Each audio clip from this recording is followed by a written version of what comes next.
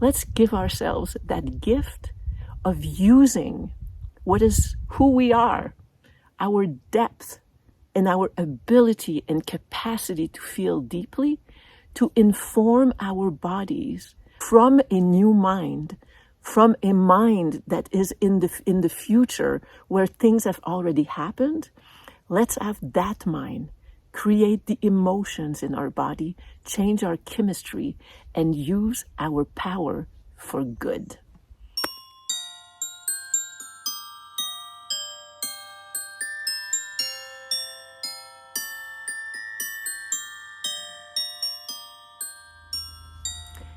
Hello, beautiful. How are you today? The end of 2023. I don't know about you, but personally, 2023 was a suck year. It was, I think I can safely say, it was the hardest year of my life.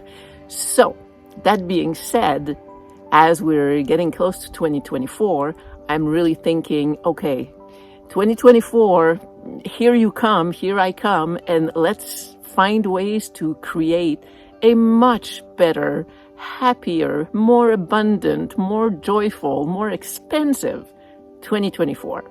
And I have a suggestion of how we can do this.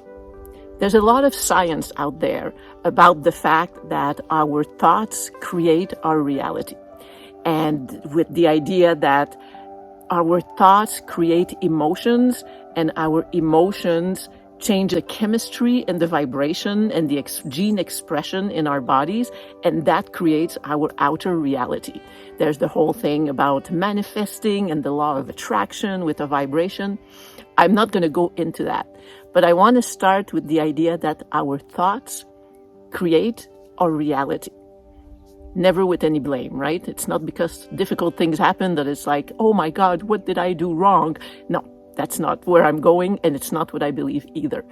But for the purpose of creating a good, wonderful 2024, I had this idea.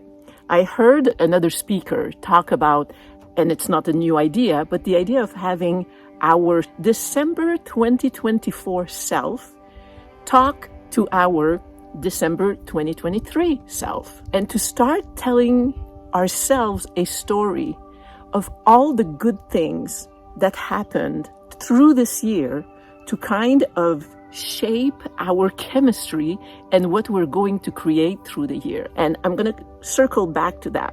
But the idea that I want to add that I think is really powerful for us who are highly sensitive people, and I just finished recording the video and I thought, darn it, I forgot again to say, please subscribe. I would love to have more subscription before the end of the year, start 2024 in strength. You can help me, encourage me, and boost me up a little bit to start the new year. It's personally encouraging, and it tells AI to share the videos that I'm doing, and I would greatly appreciate that. I'm going to put the link to the book that I started my journey about highly sensitive people from Dr. Elaine Aron in my description, and I encourage you to click on it. It's going to get you to Amazon. Give yourself the gift of opening up new possibilities for yourself and of reframing your life in a much, much more positive way, much more empowering. Okay, continuing on. Powerful for us who are highly sensitive people, and I'm actually including people with chronic illness because I think they're super intertwined, and that usually people who live with chronic illness are highly sensitive and have a really rich inner life. So our thoughts, I think, are more intense because of our experience of life. So whether it's because of our chronic illness or because we are different genetically and neurologically as highly sensitive people or empaths or neurodivergent, we have a deeper path of emotion. And if we connect that with the idea that our thoughts create our reality, we can use what is often our challenge and a difficult way of living in the world, because when we sense deeply and feel deeply and perceive so much, it can be hard to maneuver in this world. But the flip side to that, it's that the depth of our feelings means that we are super manifestors. We are super creators, because the key in all the science that we hear, and I'm thinking a lot about Joe Dispenza here, is that the importance is that we have thoughts that create an intensity of emotion, positive ones that I'm thinking about now, that can change our body's chemistry and change our life. So a lot of people, they'll do this and they can have a feeling and, they're creators, manifestors. But when we're highly sensitive people, just as we can feel so deeply the negative emotions and the emotions that are hard to feel, we have that ability with the positive. So if we use our creative mind for good, it means that we kind of have a leg up and an advantage in creating the life that we want. So here is the exercise that I want you to do. I'm going to be doing it in the next couple of days. I haven't done it yet. But I am going to write down what my December 2024 self could tell me right now. Like, you were on the verge, you were on the cusp of things opening up for you. And once you published your book and expressed the truth of who you are, your world turned around and all your financial difficulties were irrelevant. There were none of those anymore. You were just at the transformational moment. You were on the threshold of something wonderful in your life. So hang in there. It's around the corner. You have no idea of all the wonders that are coming for you this year.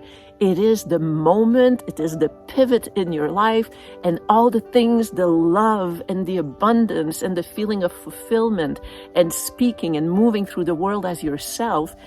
It is coming for you in 2024. And as you're you in December, I can tell you that the healing that occurred and the joy that I'm feeling right now, and you get the idea. And writing down and feeling these things as if they already happened. And what we learn with people who talk about this is that our bodies don't know the difference, whether the emotion is something that's happening now or something that we're creating in our mind. At the chemistry level, it informs your body one way or the other.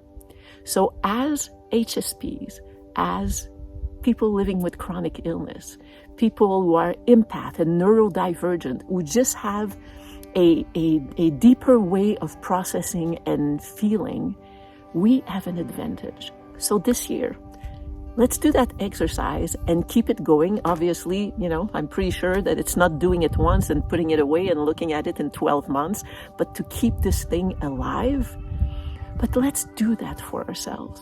Let's give ourselves that gift of using who we are, our depth and our ability and capacity to feel deeply, to inform our bodies from a new mind, from a mind that is in the future where things have already happened. Let's have that mind create the emotions in our body, change our chemistry, and use our power for good. So this is what I'm going to do in the next few days. For those who are following my saga, I am just a few days away from having to move out of my current rental, and I still don't have a place to move to. And sometimes the anxiety just comes like an elephant on my chest. And other times I think, nope, that December 2024 self, nope, everything is going to be okay. Everything was wonderful. You were led at the right place with the right people, and don't worry, it's going to be fine. So I will keep you posted with that. And most importantly, wishing you really, really joyful or fulfilling, self-loving last days of 2023. And whatever is behind us that was difficult, let's just consider it as things that were put in our lives to bring forth a new power in us and in bringing us closer to the us that is our true essence in all its beauty. And let's just shed all the pain and not hold on to the difficulties that were in our lives in 2023. Let's try to shed those in the last few days and start working on 2024.